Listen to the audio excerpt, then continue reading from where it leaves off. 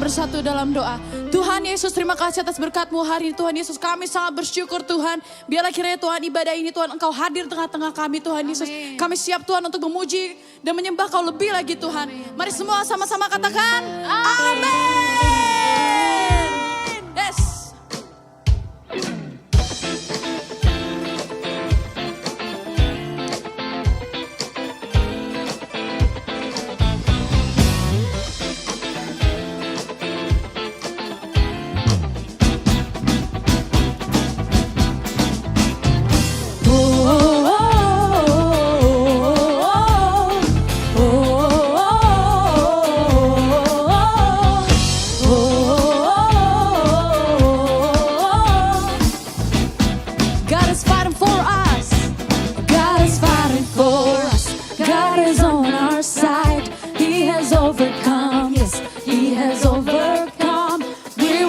Shaken, we will not be moved. Jesus, you are here, carrying our burdens, covering our shame.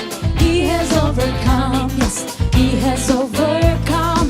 We will not be shaken, we will not be moved. Jesus, you are here.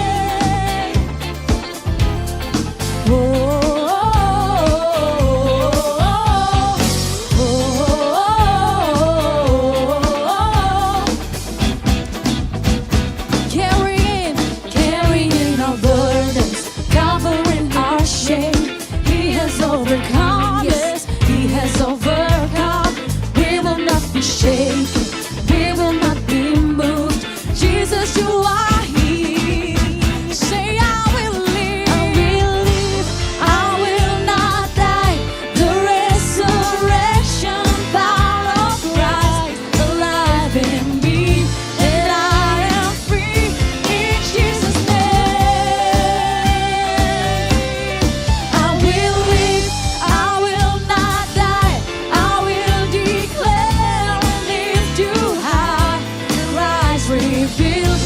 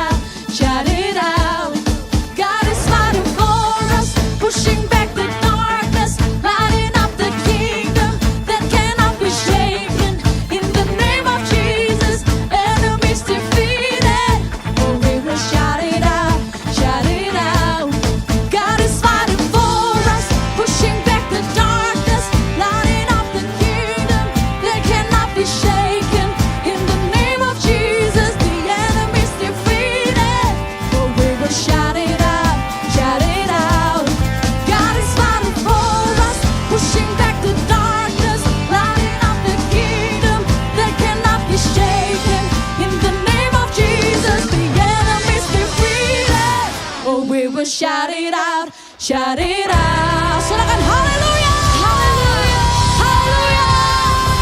Yes Tuhan, haleluya. Betapa manis nama-Mu Tuhan. Jiwa kami merindukan-Mu Tuhan, Allah setiap kami.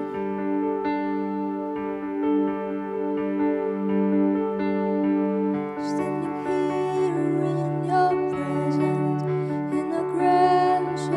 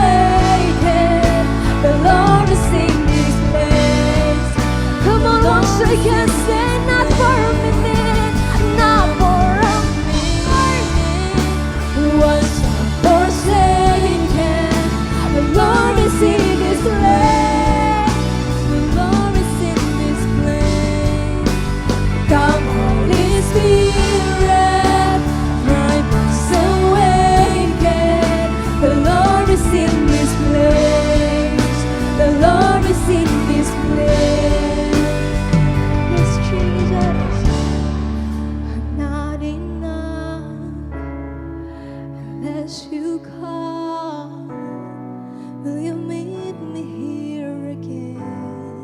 Amen. 'Cause all I want is all you are. Will you meet me here again?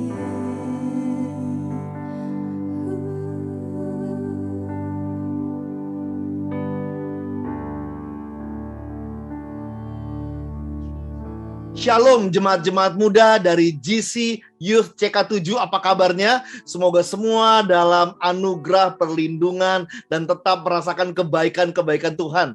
Sebelum kita mendengarkan firman Tuhan, mari sama-sama kita satukan hati, kita tundukkan kepala, kita berdoa kepada Tuhan. Bapa, terima kasih, Kau sangat baik, amat baik dalam kehidupan kami. Kami boleh kembali datang beribadah kepada Tuhan, bersyukur, memuji nama-Mu dan mendengarkan firman Tuhan. Berikan kami hati yang haus dan lapar akan kebenaran firman Tuhan, biar ketika benih firman ditaburkan itu bisa berbuah sampai dengan 100 kali lipat. Berkati hamba-Mu, urapi hamba-Mu, dan juga kami semua yang ikut pada ibadah online hari ini, biar kami sama-sama diberkati, diubahkan oleh kebenaran firman Tuhan. Di dalam nama Tuhan Yesus kami telah berdoa dan mengucapkan syukur. Haleluya. Amin. Shalom sekali lagi jemaat muda sekalian. Terima kasih buat kesempatannya kepada para pengurus. Saya Fernando Conan bisa berbagi berkat lewat pemberitaan firman Tuhan. Pada kesempatan kali ini saya dikasih satu tema yang sangat luar biasa ya. Sejak muda kita bisa memikirkan tentang hal ini. Buat saya ini satu hal yang luar biasa.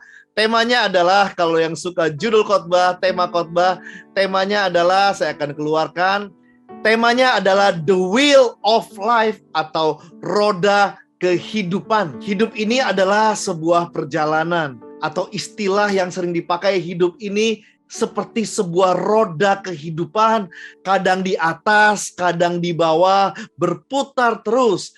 Tetapi sebagai anak-anak Tuhan kita percaya hidup kita akan terus naik, tidak turun. Hidup kita akan menjadi kepala dan bukan jadi ekor. Sehingga ketika kita sedang merasa ada di bawah, itu sebenarnya proses untuk Tuhan mengendorse kita, mempromosikan kita, membuat kita berbeda di tengah cobaan, ujian yang diizinkan Tuhan untuk kita hadapi. The wheel of life. Penting sekali dalam kehidupan yang sebuah perjalanan. Roda kehidupan ini kita harus terus melangkah naik ke atas, atau saya sebut dengan istilah next level. Entering the next level ini menjadi sesuatu yang penting sekali sebagai kita anak-anak Tuhan. Entering the next level. Ulangan 28 ayat 13 berkata demikian, anak-anak muda. Tuhan akan mengangkat engkau menjadi kepala bukan jadi ekor. Engkau akan tetap naik dan bukan turun. Apabila engkau mendengarkan perintah Tuhan Allahmu yang kusampaikan pada hari ini, dan engkau melakukan firman Tuhan dengan setia. Ingat, stagnasi apalagi penurunan itu bukan kehendak Tuhan. Kehendak Tuhan yang tertuang dalam kebenaran, kita akan terus naik dan tidak turun. Kita akan menjadi kepala dan bukan jadi ekor. Jadi apapun yang terjadi dalam fase-fase musim kehidupan kita, itu semua pergerakannya ke arah naik. Karena saya percaya, saya kenal Tuhan yang juga saudara saya percaya juga kenal. Segala apapun hal-hal yang mungkin pergumulan hidup, masalah-masalah hidup yang diizinkan terjadi dalam hidup kita, tidak pernah bertujuan untuk menghancurkan kita, membuat kita menjadi babak belur, gepeng, no. Tapi justru untuk membuat kita semakin naik, selama kita berjalan bersama dengan Tuhan. Jadi saya rindu dalam fase kehidupan ini sejak muda, kita punya satu spirit, punya satu mentalitas untuk terus melangkah naik, entering the next level. Karena firman Tuhan pun mendukung akan hal ini. Kita akan terus naik dan tidak turun. Kita akan diangkat menjadi kepala, bukan jadi ekor. Pertanyaannya, percayakah saudara akan kebenaran ini? Percaya, Kokonan. Percayanya berapa? Percaya. Kalau di scoring 1 sampai 10, skor 6, skor 7, skor 5, atau skor 10, Anda sungguh-sungguh percaya. Nah, kalau Anda, saudara dan saya, harusnya sih skornya 10 ya. Kita sungguh-sungguh percaya sama ayat ini. Nah, tinggal jangan mematikan iman kita terhadap firman Tuhan ini. Artinya apa? Iman tanpa perbuatan mati. Jadi penting apa yang harus kita lakukan supaya kita terus entering the next level. Entering the next level. Entering the next level. Yang saya akan bahas hari ini, ada 5 tembok penghalang untuk kita anak-anak Tuhan stuck hidupnya, bahkan turun, nggak entering the next level dalam musim atau roda kehidupan yang terjadi dalam hidup kita ini. Sedangkan kita harusnya naik dan tidak turun. Nah, apa sih 5 tembok penghalang ini? Kita akan bahas sama-sama karena saya percaya semua orang itu pengen loh maju hidupnya. Semua orang itu pengen loh entering the next level. Semua orang itu pengen loh jadi lebih baik lagi. Cuman yang orang nggak pengen tuh bayar harganya. Bayar harganya nggak pengen. Hanya mengaku tapi bukan pelaku.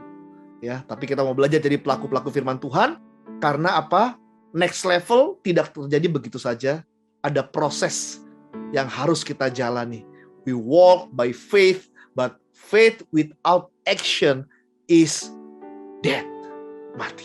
Berikut adalah 5 tembok penghalang yang harus kita hancurkan supaya kita bisa entering the next level. 5 tembok penghalang untuk kita next level. Tembok yang pertama yang bikin orang stuck. Dia nggak entering the next level. Tembok yang sangat klasik, tapi seringnya kita malah terlalu asik dan suka sebel kalau kita diusik. Yaitu tembok zona nyaman. Katakan sama-sama, zona nyaman atau comfort zone. Jangan percaya sama zona nyaman kalau kita pengen entering the next level. Zona nyaman membuat kita begitu-begitu aja, di situ-situ aja. Kita harus belajar keluar dari zona nyaman. Percayalah Tuhan, ini istilah saya sih ya. Tuhan gak nyaman ngelihat kita semua terlalu nyaman. Maksudnya apa? Tuhan pengen kita bertumbuh. Tuhan pengen kita maju. Makanya Tuhan izinkan banyak hal-hal yang mungkin tidak baik menimpa orang yang sudah baik. Tujuannya apa? Supaya si baik itu menjadi semakin baik. Semakin baik. Yusuf hidupnya sangat nyaman waktu dia tinggal sama ayahnya. Dan akhirnya Tuhan mengizinkan banyak hal terjadi dalam hidup Yusuf. Sehingga Yusuf diizinkan menempuh ketidaknyamanan dalam hidup. Ya, kita tahu kisah Yusuf. Difitnah, dipenjara, dibuang di sumur, dilupakan orang. Nah, puji Tuhannya, Yusuf menyambut kehendak Tuhan ini yang membuat Yusuf keluar dari zona nyaman, dan Yusuf bersambut. Tidak terlihat Yusuf mengeluh, tidak terlihat Yusuf dendam, tidak terlihat Yusuf dengki. No. Yusuf percaya apapun yang terjadi tidak lepas dari yang namanya izin dari Tuhan. Berarti yang namanya izin dari Tuhan, ada yang namanya maksud atau kehendak Tuhan. Dan Yusuf berespon benar. Untuk kita keluar dari zona nyaman dalam hidup ini ya, prakteknya ada 3 Kak nih. Yang pertama, kita harus berani mengambil kesempatan yang datang kepada kita. Percayalah, kesempatan itu seringkali datang daripada yang di atas. Jangan tolak kesempatan. Yang kedua, jangan hindari kesulitan. Jangan hindari kesulitan. Banyak orang hobinya itu menolak kesempatan, menghindari kesulitan, makanya nggak maju-maju. Kepesatan terjadi ketika kita mengambil kesempatan. Jangan tolak kesempatan atau ambil kesempatan. Jangan hindari kesulitan, karena dalam setiap kesempatan ada kesulitan-kesulitan yang harus kita hadapi, tapi itu bikin kita bertumbuh. Yang ketiga, bangun kebiasaan-kebiasaan baru yang membangun, yang berguna. Jangan tolak kesempatan, jangan hindari kesulitan, bangun kebiasaan-kebiasaan baru. Itu tembok yang pertama. Tembok yang kedua bicara, ini kita harus menang juga nih. Jangan kalah sama, jangan meratapi tembok yang kedua ini. Kalau enggak, kita bisa enggak entering the next level. Yaitu tembok yang saya sebut dengan people judgment. Dalam hidup ini, apapun yang kita lakukan bisa ada aja orang ngomongin kita, jelekin kita, gosipin kita. Jangan hadapi mulut-mulut yang jahat dengan sikap hati yang jahat. Hadapi dengan sikap, respon, pikiran, perasaan yang sehat. Jaga hatimu dengan segala kewaspadaan. Dari situlah hidupmu akan memancar seperti terang. Jangan gampang baper. Baper boleh, tapi bawa perubahan. Jangan reaktif. Jangan sampai pandangan atau judgement dari sekeliling kita membuat kita berhenti berkarya, berhenti melakukan yang terbaik, berhenti untuk semangat, berhenti untuk melayani. Karena ada orang lagi semangat-semangatnya, diomongin orang, langsung baper, langsung reaktif, langsung kenapa sih? Ya udah gue nggak mau, udah bagus gue pelayanan. Jangan. Ya, jangan stop hal-hal baik yang sudah kita hidupi, kita lakukan. Kita harus menang dari yang namanya people judgment. Makanya Tuhan kasih 2 tangan ini bukan buat nutupin mulut-mulut orang, nggak cukup tangan cuma 2, buat nutup telinga kita dalam banyak hal. Seringkali ya akan lebih baik kalau kita menutup telinga kita. Karena yang penting bukan apa kata orang, tapi apa kata firman Tuhan terhadap hidupmu.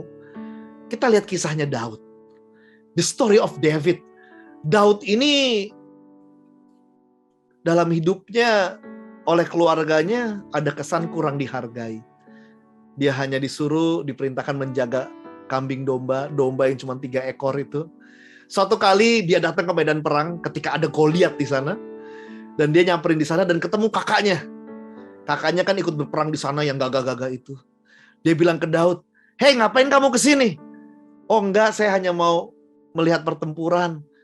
Sekalian ngantar makanan." Kakaknya bilang apa? Kamu kemanakan 3 domba yang kamu dipercayakan itu? Ibaratnya begini, lu nggak pantas di sini, tugas tuh jagain itu aja. Tapi Daud nggak baper ya. Daud nggak baper, dia nggak down. Padahal apa yang ngomongin tuh kakaknya lu. Harusnya kan saudara kandung, apalagi kakak, dia orang yang harusnya memotivasi kita, mendukung kita, membuat kita makin pede ya. Tapi malah digituin. Daud nggak down. Ya, abis itu Daud dipanggil menghadap Saul. Lalu Saul tanya, "Kamu mau apa?" "Saya mau menghadapi orang Filistin itu." Saul bilang, "Hei, orang itu sejak masa mudanya sudah jadi prajurit. Sedangkan kamu masih muda begini.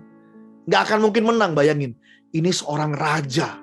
Bisa dibilang mentor, guru, penguasa. Yang harusnya memberikan kata-kata yang menguatkan kita. Tapi malah ngomongin demikian loh. Tapi Daud gak down sekali lagi. Gak peduli people judgment. Gak peduli. Ya, dia tetap maju dan akhirnya dia menghadapi Goliat lu dengan gagah perkasa. Dan tahu ketika bertemu Goliat, dia bawa tongkat. Goliat bilang apa? "Anjingkah aku sehingga engkau mendatangiku dengan tongkat?" Jadi seringkali Goliat melambangkan masalah. Seringkali masalah bikin kita down. Tetapi yang penting seperti Daud, matanya tertuju kepada Allah, matanya tertuju kepada Tuhan. Sehingga masalah sebesar apapun, kita bisa menaklukkan itu. Jadi saudara, tembok yang kedua bicara people judgment. Kita harus menang terhadap itu saudara. Bukan apa kata orang, tapi apa kata firman Tuhan terhadap hidupmu. Engkau adalah pemenang, engkau berharga hidupnya. Engkau ini biji matanya Tuhan. Engkau ini umat pilihan Tuhan. Tuhan yang memilih engkau lebih dulu. Percayalah, kita adalah orang-orang yang dikasihi Tuhan. Kita adalah orang-orang yang mana Tuhan punya rencana besar dalam hidup kita yang Tuhan mau kita hidupi. Semangat entering the next level. Tembok berikutnya bicara tembok belenggu masa lalu. Nah, ini yang membuat orang gak entering the next level. Salah satunya adalah masa lalu yang terjadi dalam hidupnya. Ini solusi yang dikasih sama Rasul Paulus. Filipi 3 ayat 13-14. Bagus, beautiful, insightful, powerful ayat ini. Tetapi ini yang kau lakukan. Paulus itu berbuat banyak dosa yang sangat parah sekali. Menganiaya murid-murid Kristus. Jahat sekali dia. Tetapi kalau dia sibuk meratapi itu, wah, dia gak akan menjadi penulis dan penyebar kitab-kitab di Perjanjian Baru. Karena sibuk meratapi, kesal dan menyesal. Tetapi dia fokus. Nah, ini yang dia lakukan. Tetapi ini yang kulakukan. Aku melupakan apa yang telah di belakangku. Dan mengarahkan diri kepada yang ada di hadapanku. Dan berlari kepada tujuan. Untuk memperoleh hadiah, yaitu panggilan sorgawi dari Allah dalam Kristus Yesus.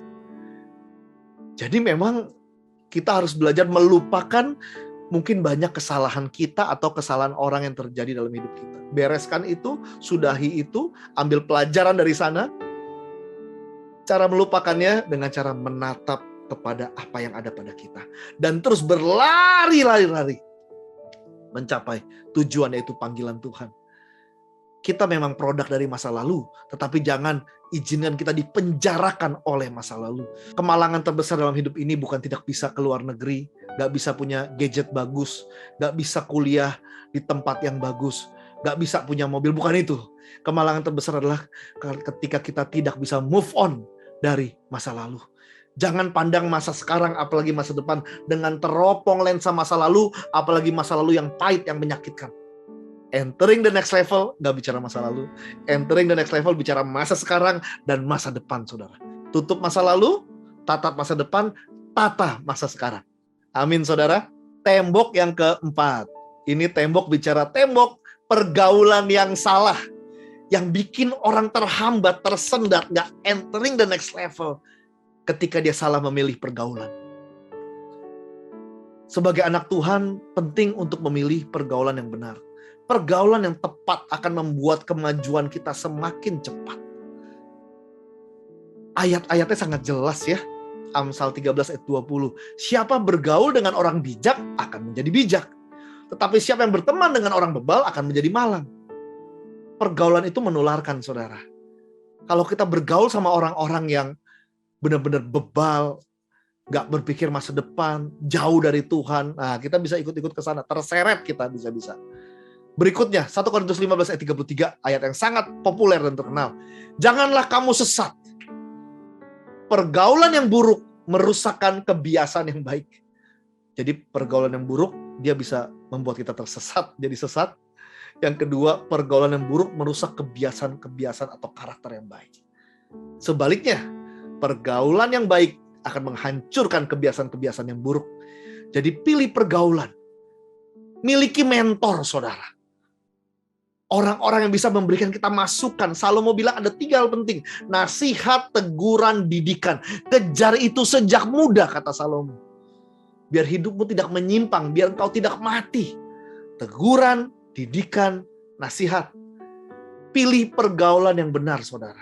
Kita harus punya komunitas, support system, orang-orang yang bisa kita cari ketika kita sedang stuck, kita sedang down. Yes, kita cari Tuhan, tapi percayalah, Tuhan juga bisa berbicara lewat orang-orang, komunitas-komunitas, sehingga dengan itu kita bisa, ini suara Tuhan. Tentu kita harus punya waktu sendiri bersama dengan Tuhan, tapi jangan itu menjadikan alasan kita jadi hidup menyendiri saja, nggak mau cari orang-orang yang dimana kita bisa saling menguatkan. Tembok yang keempat bicara tembok pergaulan yang salah harus kita patahkan. Tembok yang kelima bicara tembok kebokean. Wah, kebokean. Bokeh. Maksudnya apa nih kokonan? Tembok kebokean. Solusi bokeh tahu ya? Adalah apa? Solusi bokeh? Duit. Iya, duit. Emang kita harus punya duit. Jadi kalau kita merasa bokeh, kita harus punya duit. Duit bicara apa? Doa, usaha, iman, dan tekad. Jangan sampai kita orang Kristen gak punya duit. Doanya, udah gak doa lagi. Usahanya, ampun. Ya, kita pemalas rohani. After praying, do nothing. Imannya juga kempes. Imannya juga kendur. Imannya juga mati, gak ada perbuatannya. Tekadnya tidak ada. Nah, kalau kita lagi bokeh gak punya ini, ya kita harus bangun ini, duit ini. Ya, doa. 1 Tesalonika 5 ayat 17 berkata, tetaplah berdoa. Tetaplah berdoa.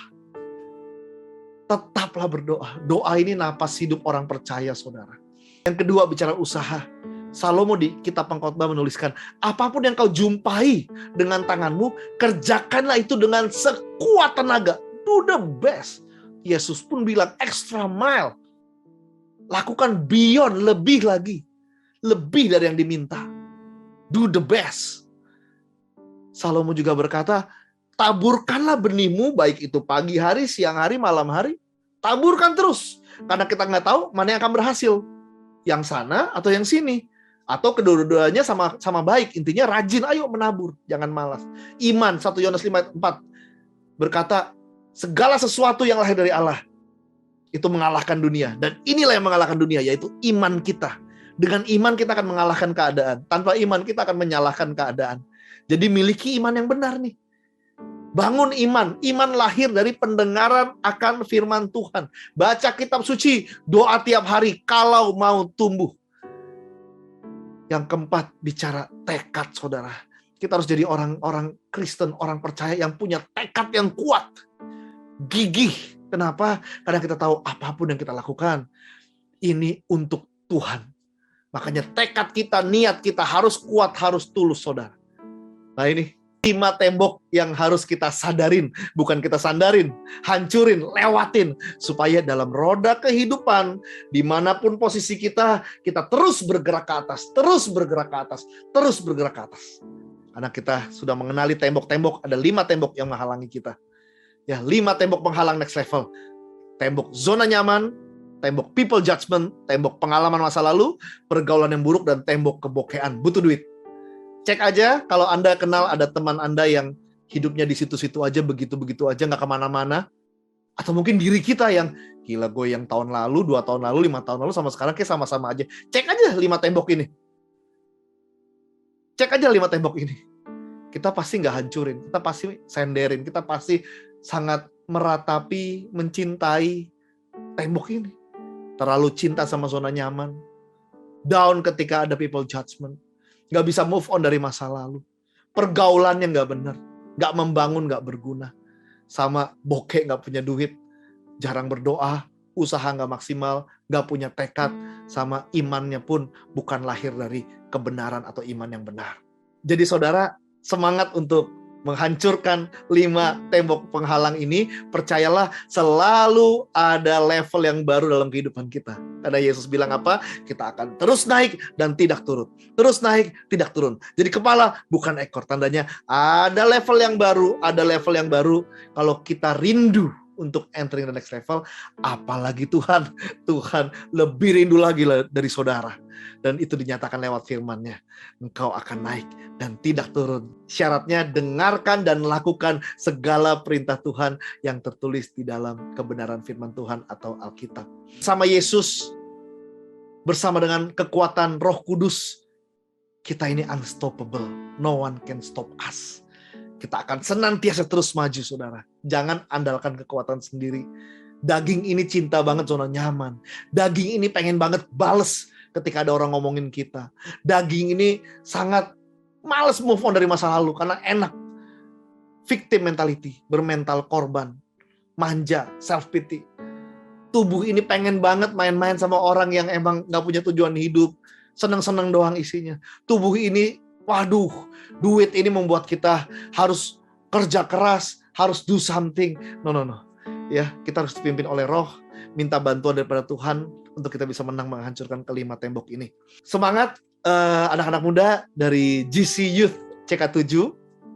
Harapan saya dalam roda kehidupan yang bergulir ini, fase kehidupan ini, musim kehidupan ini, pergerakan kita sungguh sesuai firman Tuhan, terus naik, tidak turun. Kita entering the next level. Kita satukan hati, kita tundukkan kepala, saya berdoa buat saudara sekalian. Bapak, terima kasih buat firman Tuhan yang boleh kami dengar. Biar firman Tuhan ini sungguh menjadi kekuatan bagi kami. Kami menjadi pribadi-pribadi yang entering the next level dalam setiap kehidupan kami. Roda boleh berputar, tapi pergerakan kami terus naik dan tidak turun. Dalam setiap zona nyaman yang kami cintai, kami harus berani, kami mau berani untuk keluar dari zona nyaman. Pindah ke zona iman, zona pengorbanan di mana terjadi banyak pertumbuhan. Ketika ada people judgment menyerang kami berani untuk mensyukuri itu. Kami tidak baper, kami mau menang dari itu, tetap memberikan yang terbaik. Ketika ada pengalaman masa lalu khusus yang tidak mengenakan, kami mau move on, fokus ke masa sekarang dan fokus ke masa depan, yaitu panggilan Tuhan. Kami juga mau belajar untuk mengganti pergaulan-pergaulan yang tidak benar, pergaulan-pergaulan yang hanya mengutamakan kesenangan atau mungkin memiliki habit-habit yang tidak menyenangkan hati Tuhan. Kami mau belajar untuk milih pergaulan support system yang benar. Dan juga kami mau belajar untuk berdoa, berusaha, terus membangun iman dan punya tekad yang kuat.